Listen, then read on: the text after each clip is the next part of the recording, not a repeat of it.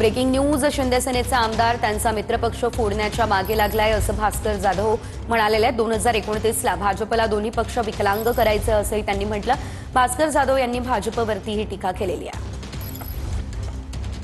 20 आमदार फुटणार आहे शिंदे गटाचे असंही म्हटले। तुम्हाला वाटते असं होईल म्हणून? त्यांना 2029ला दोन्हीही घटक पक्ष, मग एकनाथरावांचा पक्ष असेल नाही तर अजितदादांचा पक्ष असेल, हे पक्ष आहेत त्या ताकदीचे ठेवायचेच नाहीत, तर ते जास्तीत जास्त विकलांग करायचे, क्षीण करायचे। शिवसेनेचे आमदार आमचेच आहे, मग आम्ही फोडू कशाला? मग विषय समजून ह्याचा अर्थ समजून घ्या।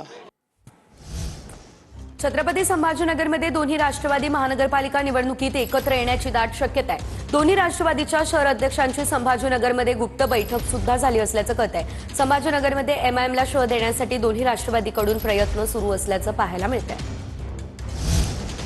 मोठी बातमी, पोलीस महासंचालक रश्मी शुक्ला यांच्या समोर माओवाद्यांनी समर्पण केलेलं आहे, तर एमएमसी झोन समितीचे माओवादी सदस्य आत्मसमर्पण करत असल्याची माहिती आहे। पोलीस अधीक्षक आणि पोलीस विभागाचे अधिकारी देखील उपस्थित राहिले आहेत। बिबट्याच्या संख्येत वाढ झाली असल्याचं गणेश नाईकांनी म्हटलं। बिबटे वन्यजीव राहिलेले नसून उसातील जीव झालेले आहेत असं गणेश नाईक म्हणाले। बिबट्यांना जेरबंद करण्यासाठी पिंजरे आता वाढवले जात असल्याचं गणेश नाईक यांनी सांगितलेलं आहे। 1 कोटीच्या शेळ्या जंगलात सोडा असं देखील मी सांगितलं असल्याचं गणेश नाईक यांनी म्हटलं। तर उगाच काहीतरी बोलून विषय सुटत नाही असं रोहित पवार म्हणाले। ठोस काहीतरी पावलं उचलणं गरजेचं आहे असं रोहित पवार यांनी म्हटलेलं आहे।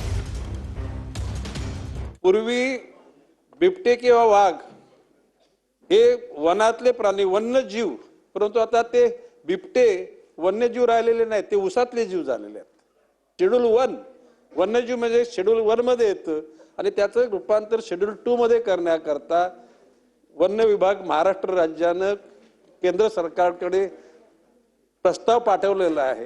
पुणे जिल्ह्यामध्ये 1200 पिंजरे लावले जाणार आहेत।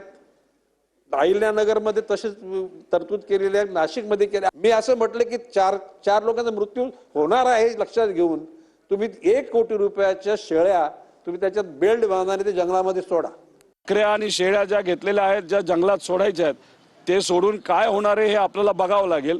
पण उगाच काहीतरी बोलून विषय सुटत नसतो। याला सायंटिफिक एक सोल्युशन आणणं फार महत्त्वाचं आहे।